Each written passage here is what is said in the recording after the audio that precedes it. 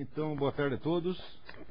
Novamente, cumprimento a Associação Comercial de São Paulo, Guilherme Afife, o Marcel Solimeu, Rogério Rabinovich, o Heitor de Paula e todos que colaboraram para esse acontecimento que é de uma importância fundamental para o Brasil de hoje.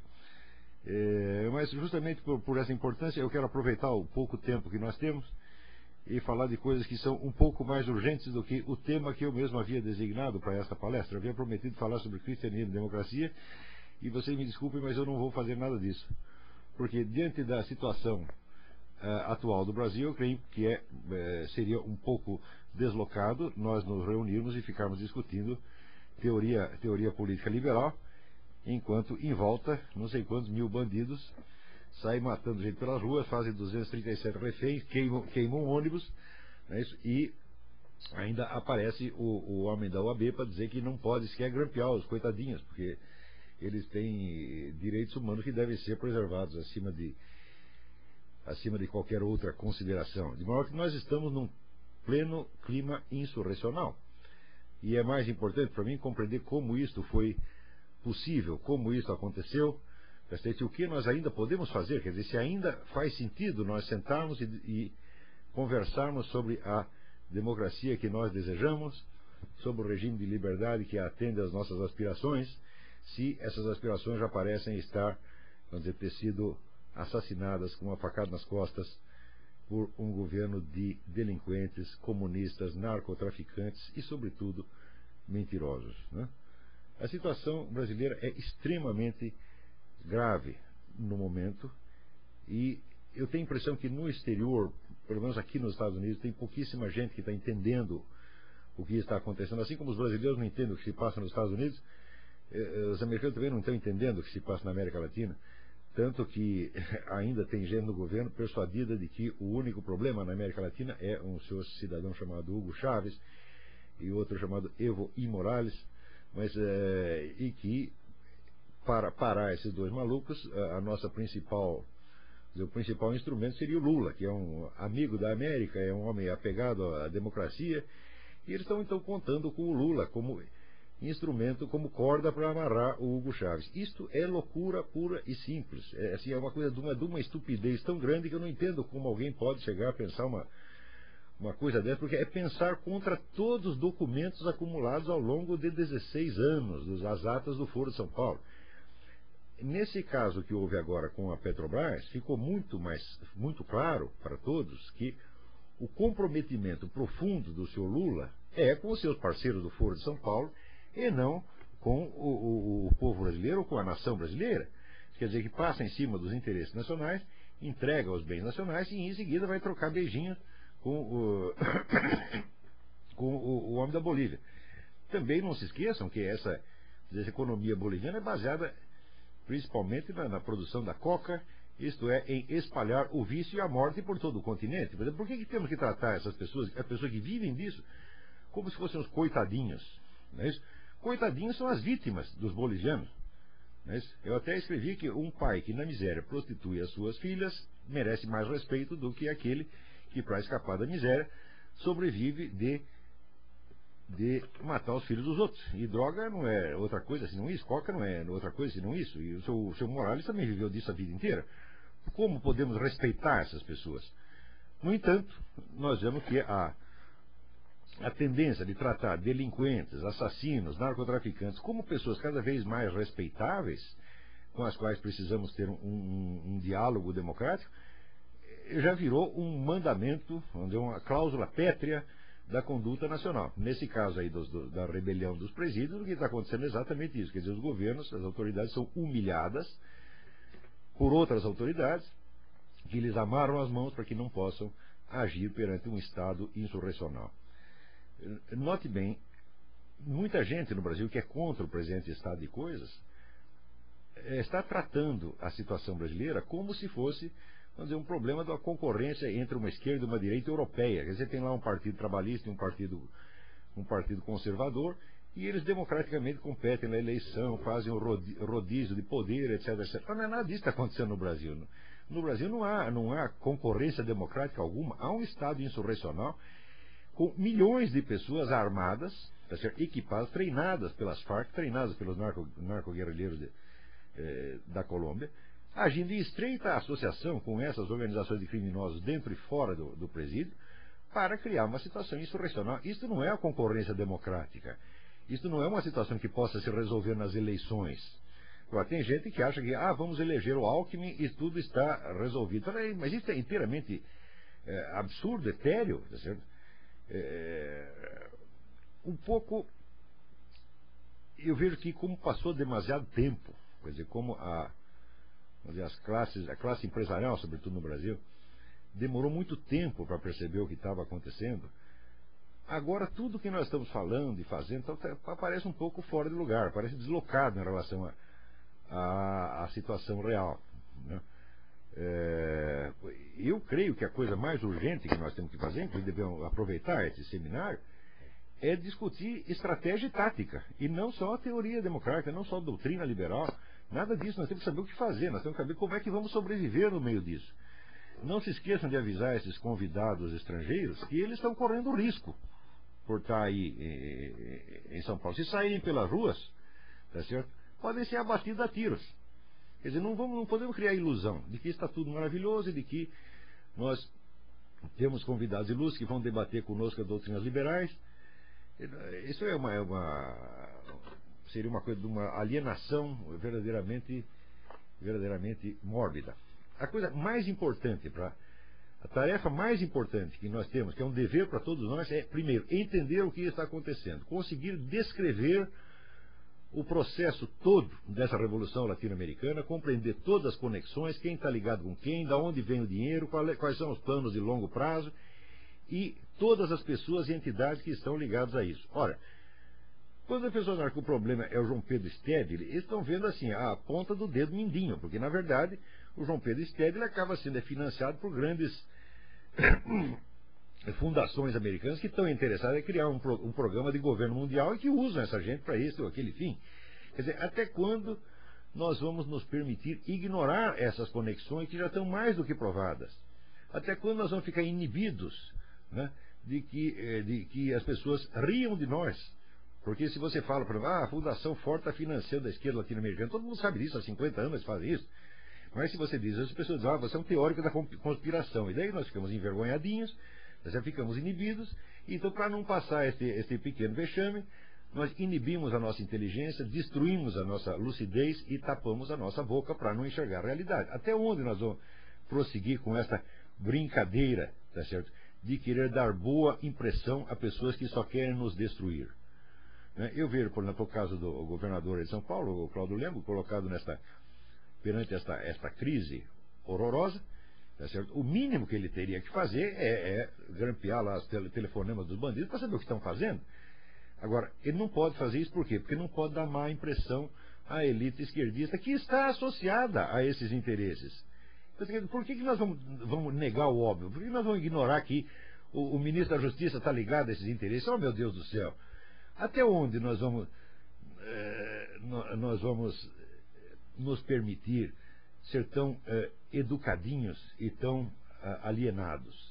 Quer dizer, tudo isto, vamos dizer, eu acho que é uma crise não apenas política, mas é uma crise existencial, uma crise moral profunda, uma crise psicológica, onde todas as ações, todas as palavras, todas as discussões estão radicalmente afastadas da realidade. Eu, por problemas técnicos aqui, eu não consegui pegar exatamente as discussões anteriores. Eu não sei se conseguirei pegar as palestras seguintes, mas eu faço um apelo aos meus colegas que se concentrem na situação real. Nós, no momento, nós não precisamos ter teorias liberais democráticas perfeitamente estabelecidas, prontinhas e enfeitadas e cheias de encantos intelectuais. Nós precisamos de meios de ação, se é que ainda existe a possibilidade de alguma ação. A situação aí no Brasil e na América Latina é calamitosa. Está muito difícil mostrar isso até aqui dentro. Quer dizer, existe aqui nos Estados Unidos, a gente vê uma espécie de um hiato, uma espécie de paralaxe cognitiva também, onde a elite americana, às vezes, ela se imagina assim Imagina estar no centro do mundo e não consegue conceber que outras pessoas pensam diferente e têm objetivos diferentes delas. Por exemplo, nessa questão do Lula, eu me pergunto, ora, mesmo que você conseguisse o apoio do Lula, vamos supor que a tese aí do Departamento de Estado terá certo, o Lula é um aliado da América, mesmo que você conseguisse o apoio do Lula, o Lula é praticamente um cadáver político, o Lula vai ser destruído a qualquer momento, todos nós sabemos disso. E a esquerda está cheinha de gente que está a fim de jogar o Lula pela janela e partir para uma outra coisa. Portanto, qual seria a vantagem de cultivar o Lula? Como você pode usar um homem contra 10 ou 20 ou 30 organizações de massa? Isso é tão absurdo. Agora, não podemos esquecer que quando nós estudamos a política de Washington, sempre existe ali um discurso duplo. Por um lado, existe o interesse americano, que é óbvio e que tem que ser defendido a todo preço, mas por outro lado, existem planos globalistas que tem gente aí que não hesitaria em vender os Estados Unidos ou trair a pátria para criar um governo mundial que é do seu interesse. Os casos disso aí são abundantemente conhecidos, e a bibliografia que existe sobre isso é enorme. Quer dizer, está mais do que provado que muito do que na América Latina, entre a esquerda da América Latina, aparece como imperialismo americano, na verdade, é um movimento anti-americano e globalista que tem aqui dentro. Quer dizer, nem este hiato ainda, quer dizer, nem não estabeleceu uma troca de informações sensata entre Brasil e Estados Unidos, nós conseguimos ainda. Quando nós vemos o que sai na mídia brasileira sobre os Estados Unidos e vice-versa, isso aí é o que um amigo meu chama um diálogo de abismos, é uma conversa de maluco. Quer dizer, um não sabe do que o outro está falando e responde a esmo. Isso aí acontece todos os dias, qualquer notícia que vem daí ou que vai daqui para aí tem esse hiato, né? Eu vejo, por exemplo, que no Brasil a discussão básica política é de ordem econômica. As duas correntes que existem, uma corrente estatista e uma corrente, entre aspas, neoliberal. E, naturalmente, cada um aí analisa a política americana como se ela estivesse dividida exatamente da mesma maneira, como se o problema aqui, se a competição aqui fosse também entre estatistas e neoliberais, quando aqui existem outras claves muito mais importantes que aí ninguém entende. Então, em suma, eu não acredito que esse seja, vamos dizer, o momento apropriado de nós discutirmos as teorias liberais. Nós temos aqui saber dizer, quais são os obstáculos, tá certo, que imediatamente vetam o nosso acesso à democracia liberal com que nós sonharíamos. No curso dessa investigação sobre, vamos dizer, a natureza, a consistência e a estratégia do inimigo, nós iremos, aos poucos, definindo o tipo de democracia liberal que é possível na América Latina, se é que algum é possível.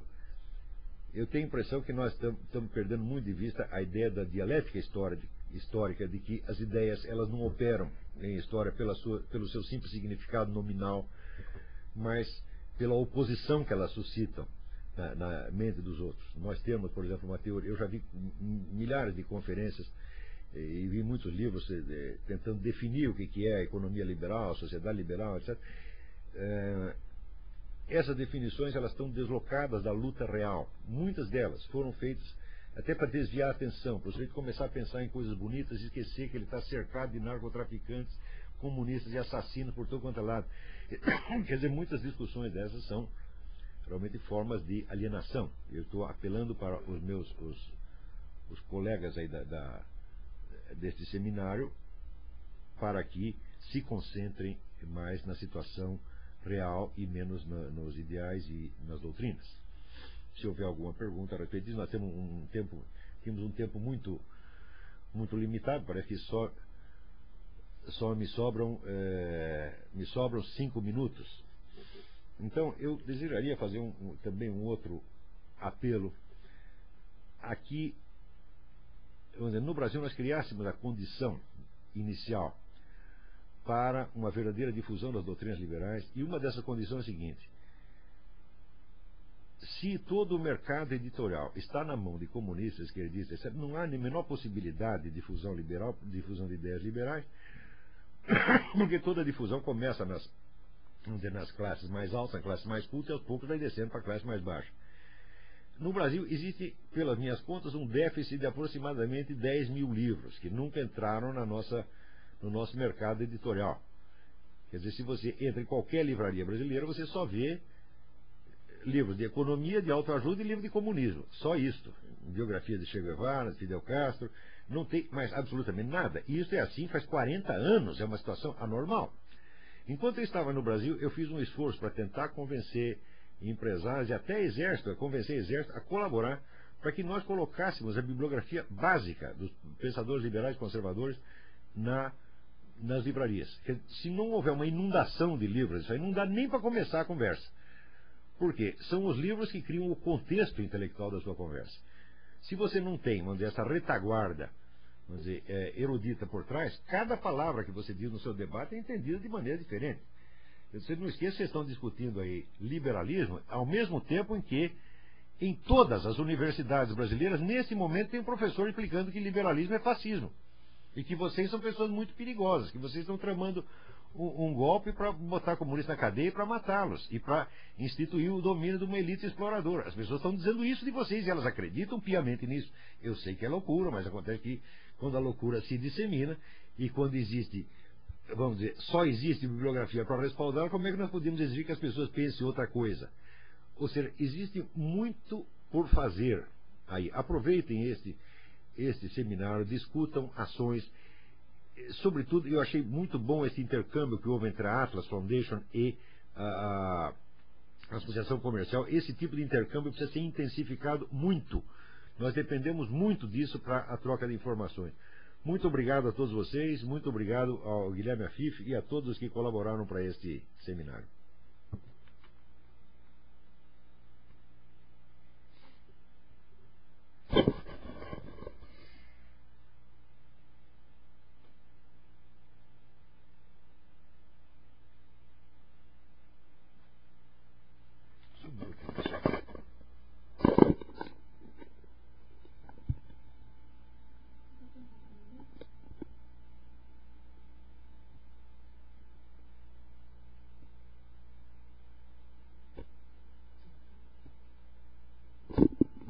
Alô, Toby? Oi? Isto? Ainda estão ouvindo? Então, eu quero agradecer sobretudo a esta ideia de aproximar, dizer, a Associação Comercial, a Atlas Foundation. Nós precisamos nos aproximar de outros think tanks também, precisamos fundar think tanks no Brasil. Tá certo? Eu acho que esse pessoal aí, o Heitor de Paula, eles fizeram um trabalho maravilhoso. Eu espero que isso seja um começo de um contato muito intenso, porque é disso aí que depende a nossa orientação no espaço.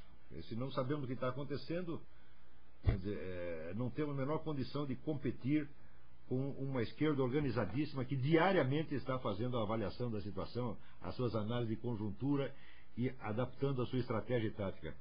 Estou ouvindo.